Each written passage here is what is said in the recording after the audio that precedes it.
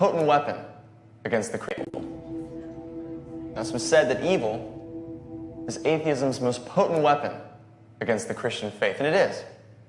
After all, the very existence of evil begs the question, if God is all good and God is all powerful, why does he allow evil to exist? The answer at its core is remarkably simple. Free will. God allows evil to exist because of free will. From the Christian standpoint, God tolerates evil in this world on a temporary basis, so that one day those who choose to love him freely will dwell with him in heaven, free from the influence of evil, but with their free will intact. In other words, God's intention concerning evil is to one day destroy it. Well, how convenient. One day, I will get rid of all the evil in the world. But until then, you just have to deal with all the wars and Holocaust, tsunamis, poverty, starvation, and AIDS. Have a nice life. Next, you'll be lecturing us on moral absolutes. But why not? Professor Radisson, who's clearly an atheist, doesn't believe in moral absolutes, but his course syllabus says he plans to give us an exam during finals weeks. Now, I'm betting that if I manage to get an A in the exam by cheating, he'll suddenly start sounding like a Christian, insisting it's wrong to cheat, that I should have known that. And yet, what basis does he have? If my actions are calculated to help me succeed, then why shouldn't I perform them? For Christians, the fixed point of morality, what constitutes right and wrong, is a straight line that leads directly back to God. Oh, so you're saying that we need a God to be moral, that a moral atheist is an impossibility. No, but with no God, there's no real reason to be moral. I mean, there's not even a standard of what moral behavior is.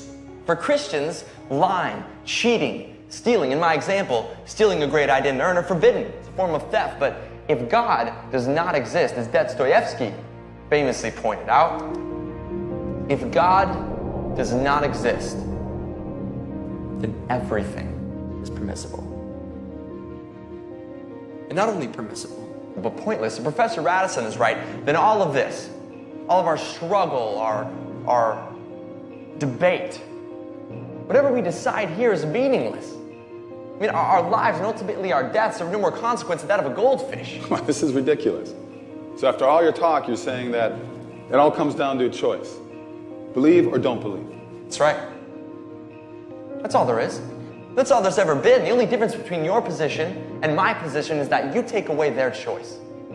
You demand that they choose the box marked, I don't believe. Yes, because I want to free them. Because religion is like it's like a mind virus that parents have passed on down to their children. And Christianity is the worst virus of all. It slowly creeps into our lives when we're weak or sick or helpless. So religion is like a disease? Yes. Yes, it infects everything. It's the enemy of reason. Reason?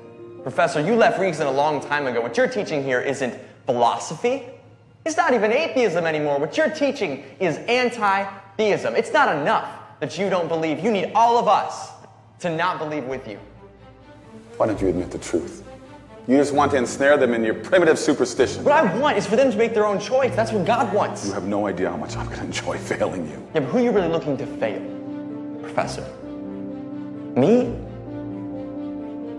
Or God?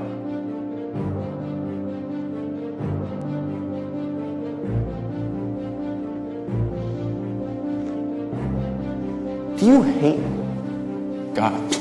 It's not even a question. Okay. Why do you hate God? This is ridiculous. Why do you hate God? Answer the question. You've seen the science and the arguments. Science supports his existence. You know the truth. So why do you hate him? Why? It's a very simple question, Professor. Why do you hate God? Because he took everything away from me. Yes, I hate God. All I have for him is hate.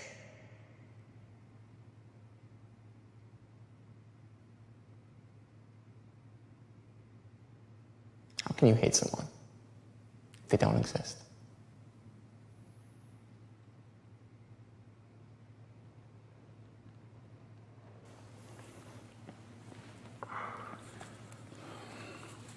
You've proven nothing. Maybe not.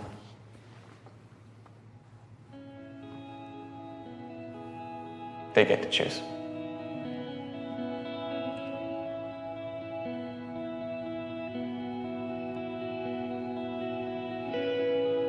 Is God dead?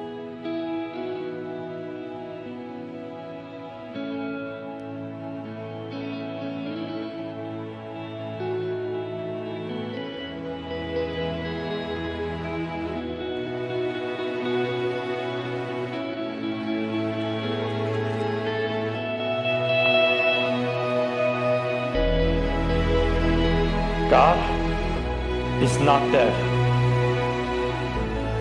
God's not dead. God's not dead. God's not dead. God's not dead. God's not dead. God's not dead. God's not dead.